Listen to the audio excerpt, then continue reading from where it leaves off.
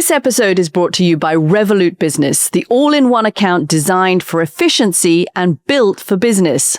Spend less time on financial administration and more on what really matters. Or in my case, Katty, 3 calls at once and still ordering lunch. Well, whether you're scaling in Sheffield or consulting in Chicago, Revolut Business gives you everything you need to manage your business's finances in one account. Pay and get paid globally in over 30 currencies at great rates. There's spend management too, cards with custom limits, automated expenses, full control without any of the paperwork. Which means no more receipts crammed in jacket pockets. To save your company time and money, open a Revolut business account today via revolut.com/RB/TheRestIsPoliticsUS or by using the link in this episode's description and add money to your account by 31st of December 2025 to get a £200 welcome bonus or equivalent in your local currency. Feature availability varies by plan. This offer is available for new business customers in the UK, US, Australia, and Ireland. Fees and terms and conditions apply.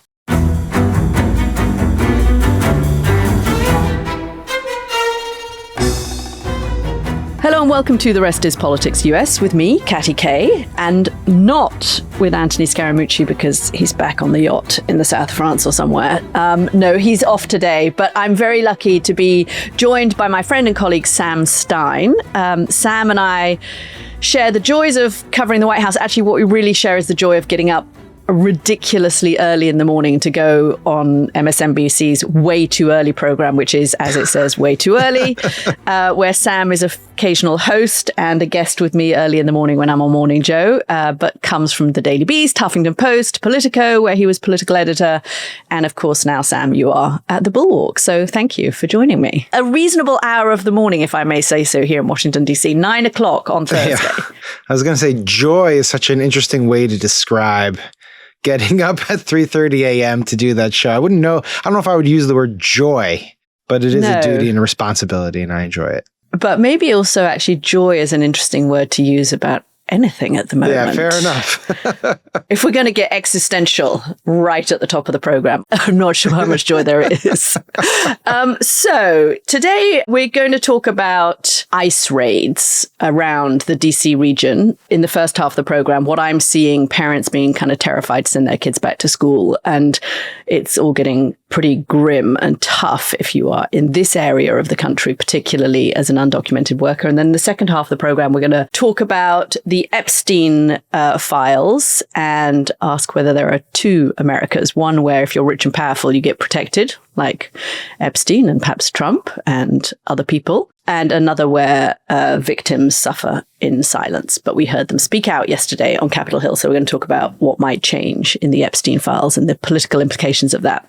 So, Sam, let's talk about DC. The reason I wanted to talk about these ICE raids is that I don't know about you. I live in Washington, DC, have done for 25 years. And in the last week or two, anecdotally, I've just been hearing a lot more stories of people who have either been picked up by ICE or who are afraid to go to work, take their kids to school because of ICE raids. There's just been a real pickup. And actually, we see it in the numbers as well, where the numbers of people who are being picked up has accelerated during the course of August. But last week was back to school week here in Washington, D.C. And a friend of mine actually who had done some reporting told me that he went and witnessed back to school scenes at one bilingual Spanish-English school in Northwest Washington in a Hispanic area. It's an area of the town where there are a lot of Hispanics living. And it was this extraordinary scene of kind of local neighbors standing on street corners with whistles to blow the whistle to warn people if there was an ICE raid or if there were ICE vehicles coming. I mean, it's just like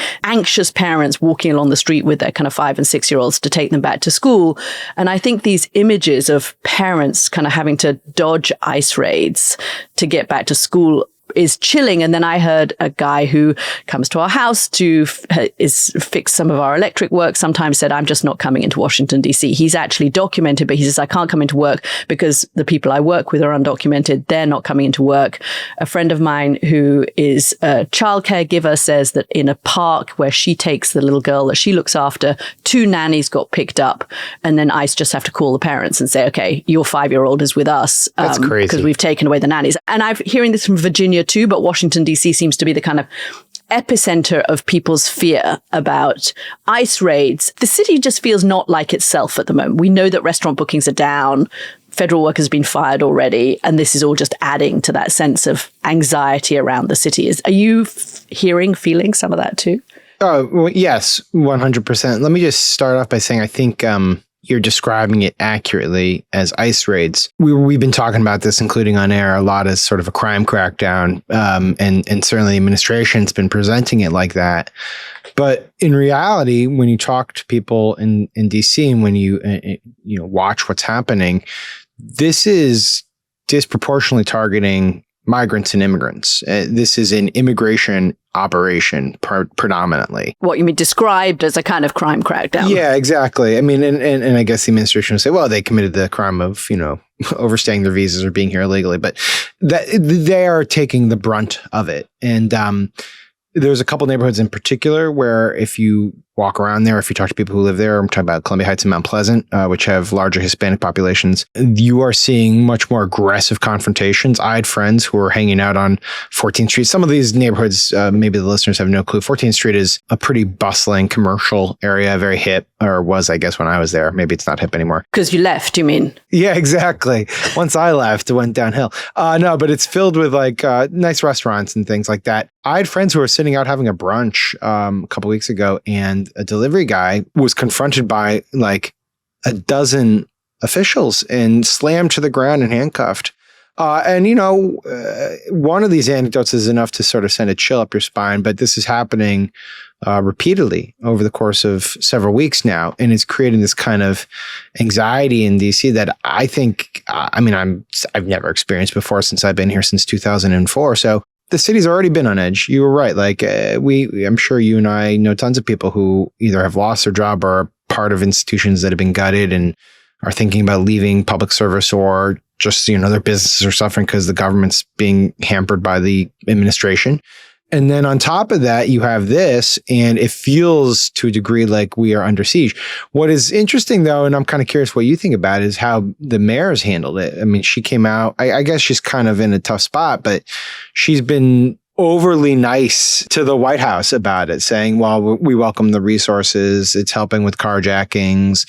And I guess it probably is, because if you throw 2,000 plus law enforcement officials into any city, it's going to help.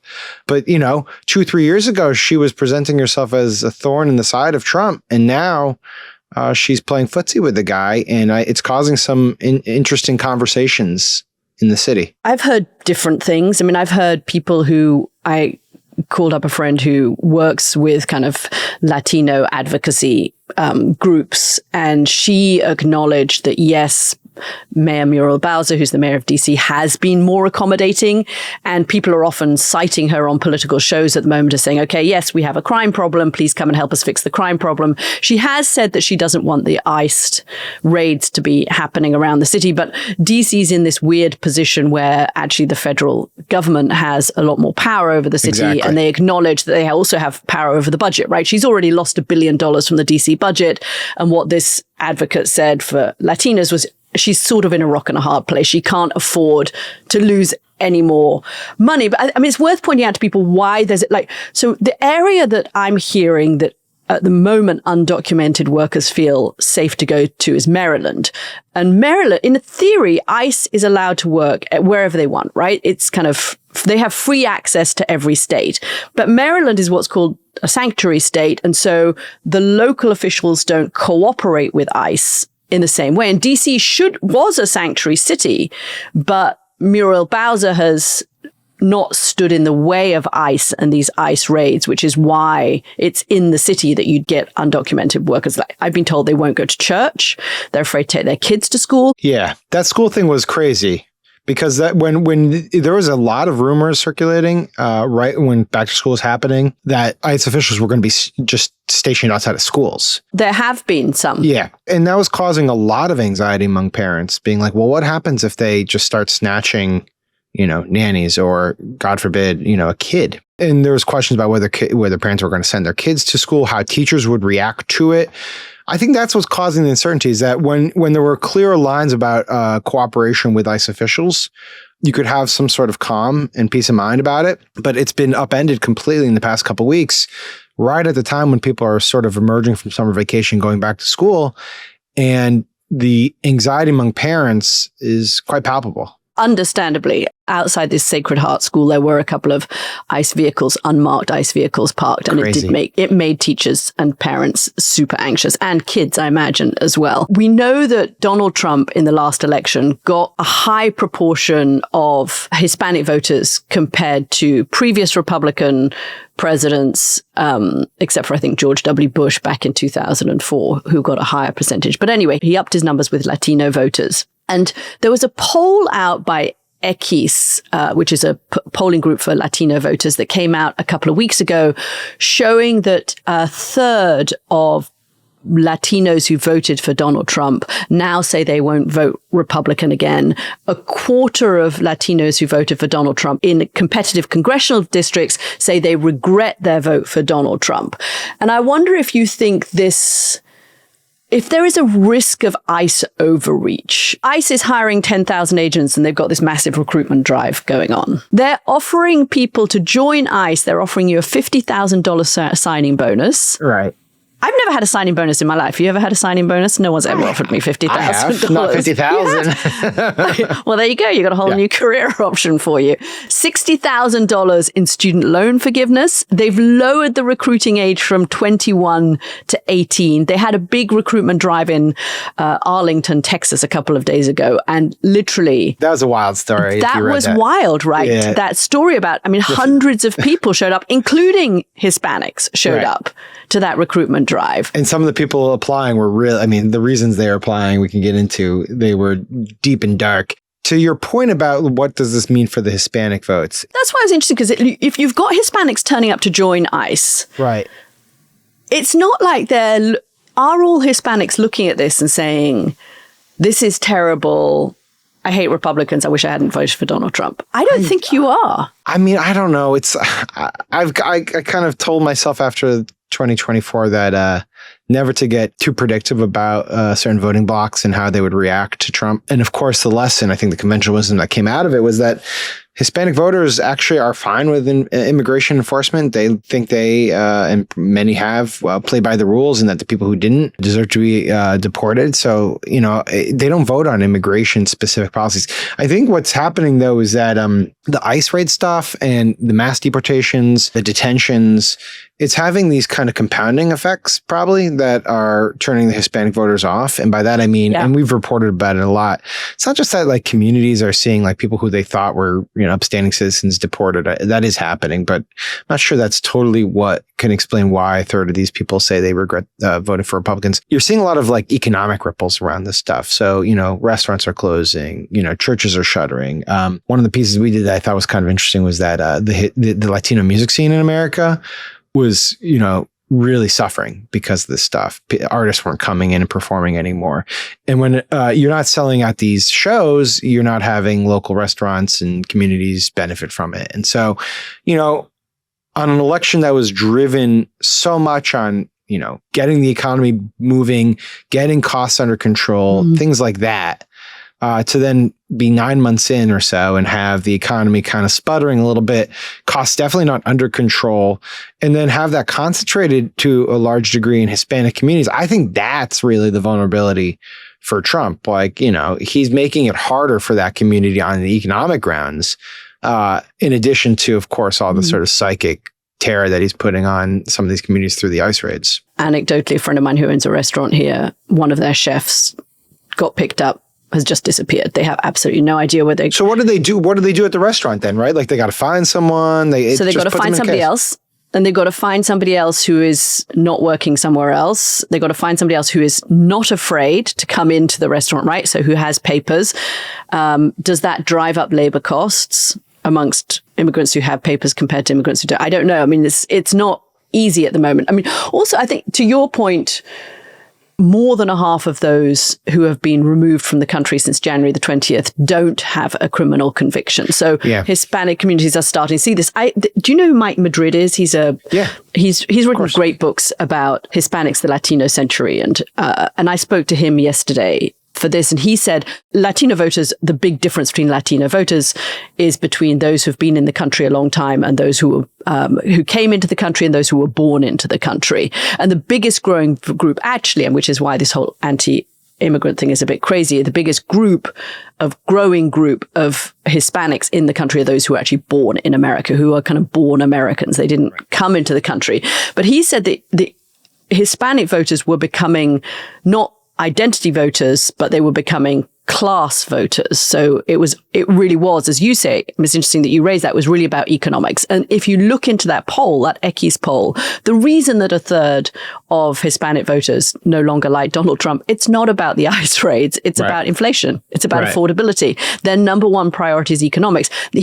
Mike thinks that the ICE raids are not helping. And what's happening with the ICE raids is that it's pushing this group of voters who are starting to see themselves as economic voters back into some kind of identity, because they're starting to feel that their whole community is being targeted. In other words, you are suspect just because you have brown skin and you speak Spanish. Right. In a way that you weren't if you're not. A friend of mine who's Hispanic was walking down the street with her son the other day, and they were speaking Spanish, and suddenly this cop car opened a window and the guy just leaned out the window. And maybe it was random, but he was definitely staring at them. She suddenly felt, wow, that's so weird. I suddenly feel that just speaking Spanish and having brown skin on the street makes me feel like I'm being targeted. Well, if before you were voting as a kind of average American on economic grounds, that is the kind of thing that might make you think, oh, actually, they are talking about me. They are targeting me. Yeah. I guess the question that comes from this is like, well, just because they're sour on Trump or souring on Trump doesn't mean that they'll vote Democratic, right? Like, that's the problem. And I think, a great point. I don't know what Mike would say about this, but I sort of am confounded by just like, how do you reach that community? Like, what kind of what kind of media are they getting the news from? How are Democrats even conceiving of reaching them? What are they doing in terms of messaging? I don't see anyone talking about comprehensive immigration reform because it would be silly right now. But like, is there a immigration platform that could be more sensible and economics focused that would appeal to that community? And I don't know. And even if you had one, like, could you reach it through traditional media, or do you have to do things differently? Again, I don't know. I'm smiling because you might ask, what are the Democrats doing about anything? We're looking. I'm looking under the desk to see if they're there making a noise about anything very much at the moment. I don't know. I think they do something about it by not just showing up. Certainly, this is what I've heard from Hispanic voting groups. Don't show up every 4 years and say, please vote for us because we're not Donald Trump, which seems to be part of what they say. The other reason I want to talk about this week, I kind of see this disconnect between the economy that is still booming. We keep getting told there's going to be inflation. Is it still booming? It hasn't really happened. Is it still booming though? Wait, do you think it's still booming? I don't know. Well, stock market's still... Okay, let me phrase this another way. Get out of here. Stock market is still booming. Inflation has not gone crazy, right, with tariffs. And you could add yet, right? Sure. Unemployment has not fallen through the floor because of tariffs yet. So there's not a crisis in the American economy of the type that we had anticipated there might be by now because of the tariff policies. So and there is a kind of frothiness around the market, which makes a lot of Americans, not just rich Americans, but anyone with money in the stock market and their 401ks, in their pension plans, feels better. And Trump loves that. When does that start knocking up against? If you deport, as they are hoping to do, 500,000 people this year, 1 million people next year, and we know that 50% of the labor market's growth came from foreign-born workers since the recovery from COVID. And we know that they contribute whatever it is. I've got the notes. 47% of agricultural workers are undocumented. 23% of construction workers are undocumented. 7% of childcare workers are undocumented. Look at you with your stats. I know. Look at this. I actually did. I have no stats. Little bit of revision. Oh, I'm sorry. I need Sam. Numbers. That's kind of host prerogative. Yeah. Pull some out of somewhere. So on the economy, it's kind of interesting. This is like, it's not the same conversation, but it has echoes of the Biden conversation where everyone's like, oh, the economy's doing great. What are you talking about? Stock market record highs. You know, inflation's coming down, things like that. Because it was at 9% at one point. And yet no one felt it. And I feel like we're kind of still in that place where everyone has got this great uncertainty. If you look at the stock market too, it's like so much of the growth has been driven by, I think it's like 6 companies. So much of it's like AI related, and like you take out those companies and it would be really flat. And so the vast majority of people aren't benefiting from that growth. And then you look at like the underlying elements of the economy, to your point, it's like, how much of this just we're waiting for those costs to keep going up because of the tariffs? How much are we going to see a real labor shortage because we're eliminating so many people and taking them out of the labor market? And then you have like the really sort of existential things. Like I was listening to Justin Wolfer's The Economist, who goes on all these shows. And his my whole son thing, loves him. He's great. I don't know what it is. It's like the Australian vibe. It's the Australian vibe Australian surfer vibe. It's the hair. Yeah, exactly. And he was talking about crypto. He's like, it's just going to blow up at one point. We're going to have like, people. Oh, don't tell Anthony that. I'm sorry, Anthony. I know. Well, he's not here. Not on the program. Okay, so we can say it. We could cut it out if you want. But even if you believe that crypto is like solid as hell, there's a lot of uncertainty around it. I think that's fair. And, I think that gets at a larger picture, which is nothing feels quite so certain right now. Everything feels a little bit shaky. The status quo is not, it's not a fun status quo. And so I think that the economic vibes are not particularly great. I think polling is very evident that people don't feel very good about this economy. Trump's numbers are horrible. Especially compared to his first term when they're pretty good across the board. Add to that we might get a government shutdown in a couple weeks, and you're looking at like uncertain times going forward.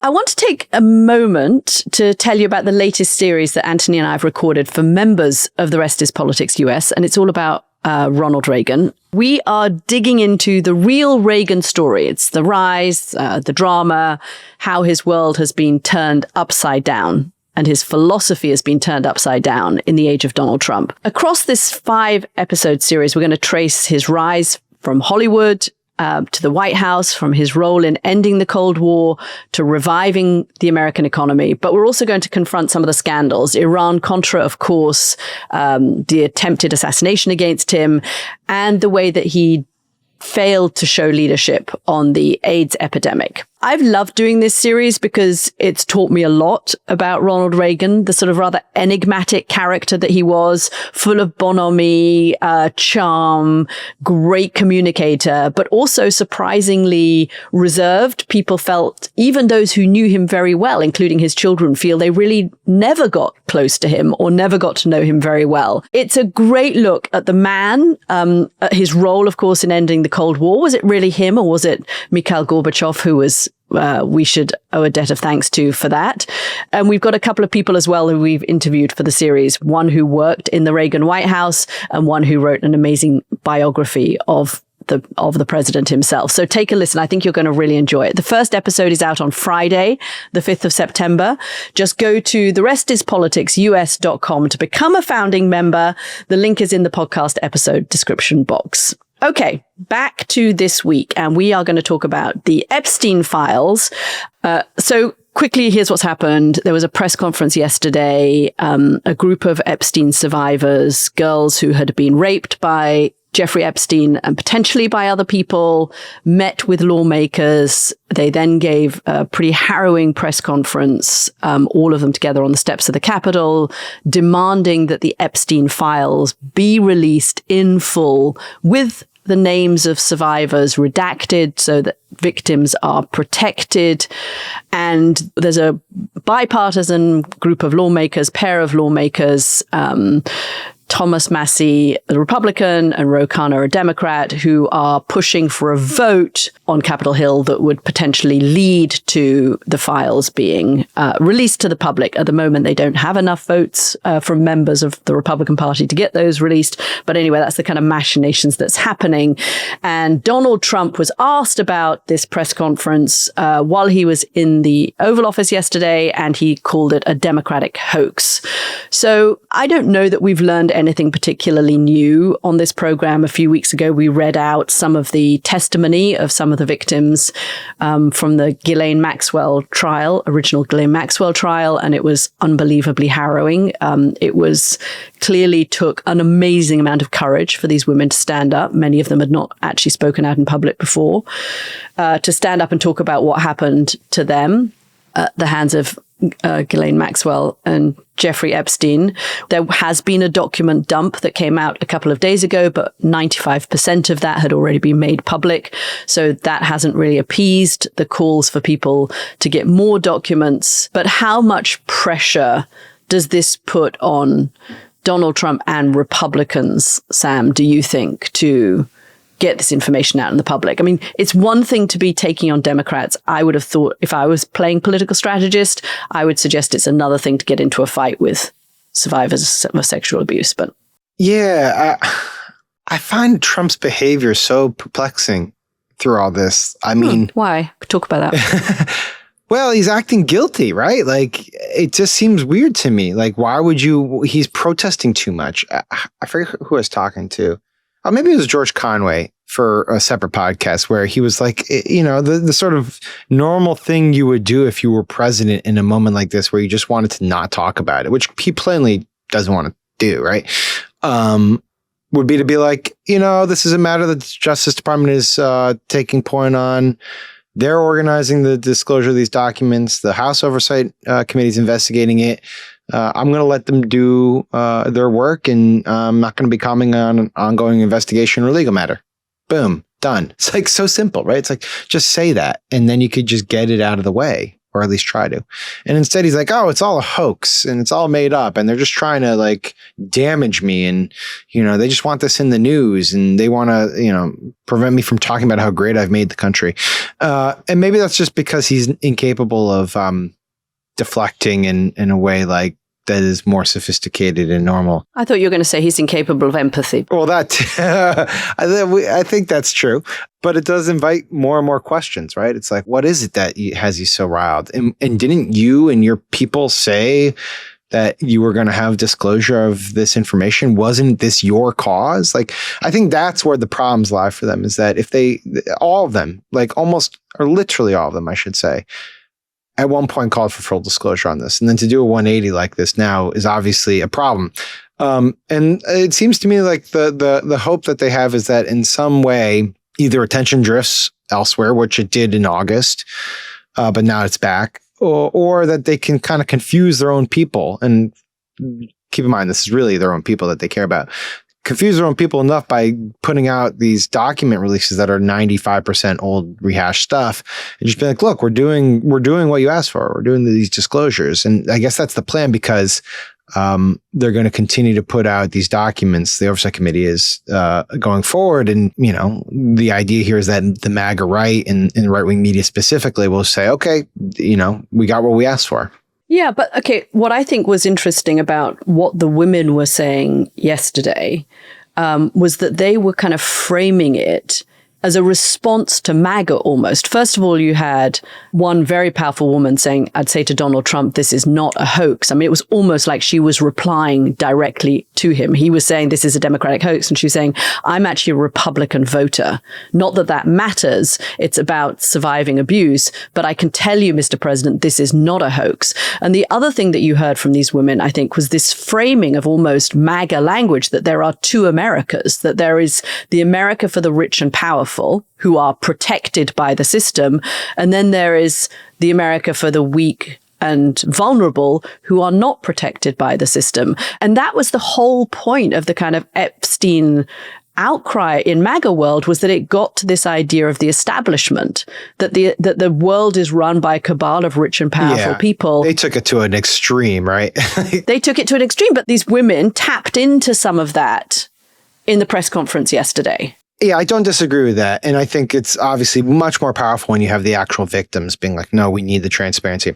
Totally different. And now there's talks about, well, they were floating the idea that they would put out their own list, which could create some legal problems for them. And then Tom Massie, who's one of the low Republicans leading this, was like, well, maybe we could just say it on the floor of Congress because we have this protected speech and debate clause. Spell that out a bit more, Sam, because I thought that was very interesting when one of the women said, keep watching because we are going to compile a list. So how would that work? They would come up with a list of names because a lot of these women know who the powerful people were. And some of these women, according to their lawyers, were parceled out to powerful, rich friends of Jeffrey Epstein. So my sense of how it would work is that, of course, these women knew the clients because they were abused by them. And they could come together. They could create a list. They could say, we are putting out this list of people who we know who we all had direct experiences with. This is all hypothetical, obviously.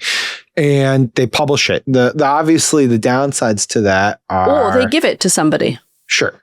Either way, the downsides to that are one of the people on the list could sue the hell out of them. Say, you're wrong. You have no proof. You're defaming me.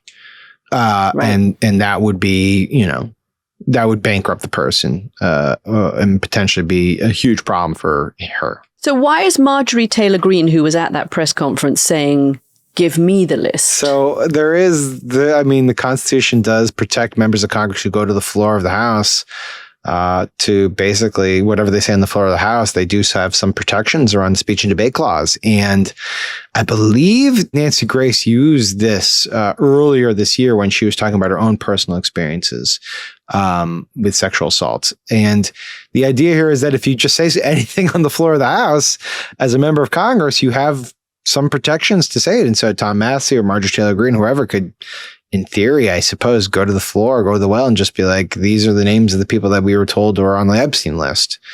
Now, I don't know if that's where we're going to head because that seems extraordinary. I mean, extraordinarily aggressive. And, maybe it's just a threat, right? Maybe it's one of those things that you hold out there and say, well, if this doesn't get produced by the Justice Department, we might take a more cavalier approach, right? But it's hanging out there now. So, and that stepping back a little bit, over August, obviously the Epstein story died down a little bit. It had been sort of white hot for a while and then it died down. But this is where it starts picking up again, which is if you're this close to a discharge petition, by that I mean 2 votes from, forcing a vote that would basically require the Justice Department to release all the files. Including things like they were calling for the flight logs. Yes. There would be small redactions to protect the victims, but it would be everything basically. And then if you have Trump being asked about it again and then complaining the way he does, and if you have the women holding press conferences outside the House that were, by all accounts, some of the most attended press conferences there in a long, long time, and if you have threats that Tom Massie and MTG might go to the well of the House to read names, like that's the type of grist that keeps the story in the news and makes it harder for Trump to just dance around. Okay, so then do you think this gets back to the kind of what you described as the white hot fever pitch that it was? Well, it's competing with a lot of stuff. There's government shutdown. Yeah, government shutdown. What else? Anything else going on? RFK taking away all our vaccines, that type of thing. The Chinese having a massive meeting, with all of America's enemies.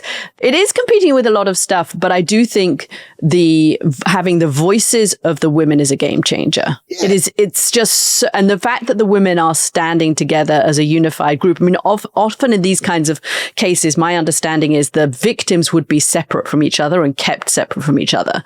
And these women have now organized themselves into a unified group. I would just say the only thing I'd add, though, is that part of what made it such a remarkable story in July was that it was like one of these rare cases where the MAGA universe was turning on Trump, right? It's like, wait a second, you promised this. What the F? Like, you have to follow through. And I'm not sure if they're going to do that again this time around. I think this is why Trump and the House oversight people are doing what they're doing is they're kind of like, drips and drabs of information and in hopes that MAGA media doesn't have a freak out over it. I find it hard to see MAGA splitting with Donald Trump over this, and partly because when Ghislaine Maxwell was removed during the course of August from her high security prison to that, what are they called, prison camp? I mean, kind of like low security where you can work out and there's kind of no wires and that kind of stuff. You didn't see a MAGA freak out over that. These women are freaked out over that. They're very unhappy about that because they put Ghislaine Maxwell, clearly, as they said yesterday in the press conference, in the bucket of the people that have been complicit and actually abused them as well. But I didn't hear a huge MAGA freak out over August around Ghislaine Maxwell being moved. Up on the Hill, do you think there are Republicans who might be afraid to vote against Trump who are squeamish about what they're hearing from these women? Oh yeah, 100%. It's like such a classic Republican story here, where in private, all of them are like, "This is grotesque." You know, who knows how many of them have actually called for the release of the files in prior time. But you see it already. It's like that discharge petition has lost support from July to now. The number of Republicans have said, well, we're going to hold off and see what the House Oversight Committee's process is. And so they almost always find a way to figure out how to get on the right side of Trump. And I think that's his kind of like, that's his expertise, right? Like he is figured it out that like, if you can just keep people in line, he might be polling in the low 40s. The economy might be like kind of teetering. You know, the midterms might be looking bleak as hell, but he's still managed to keep all these people in line by threat. And I think, and I guess in some cases, carrots. So like, you want to get his endorsement if you want to run again. And to a degree, it's like maybe like one or two of them are willing to buck him and don't care. And like, it's like Tom Massey and I don't know, someone randomly at any given time. So that's it. And I don't know about you, but like, that's been to me the defining feature of the past 9 months is just how much these congressional Republicans have been willing to suck it up for the guy. And, that goes across everything. It's this Epstein stuff. And then, we're recording here on Thursday morning. In like an hour, RFK is going to be on the Hill. And, I know I talk to people on the Hill, Republicans who are like deeply squeamish about what he's doing at HHS and with the CDC. I'm very curious if they dare to make a show of it when he actually talks to them. So we'll see. Yeah, I agree. I mean, I think there's one thing and one thing only that will spell real trouble for Donald Trump and cause those Republicans to suddenly speak up. And it's not, the word is not Epstein, it's affordability. Yeah, I think that's right. I do think that's right. But even then, I come back to the idea that like my historical reference is Democrats in 2009, 2010, who were all running away from Obama at this point in time. They're freaked out. Like his poll numbers were better than Trump, but they were bad and things were going south. And the Affordable Care Act was kind of this albatross and all these things. And like, they were just running as fast as they could away from Obama. And this go around, you just see them hugging the guy. And there's so many more scandals that are so much more important to their own political futures. And they just seem to be unable to create distance with Trump. The mystery of Donald Trump and the Republican Party. Sam Stein, thank you very much. Oh, it was a pleasure. Thanks so much. Thank you.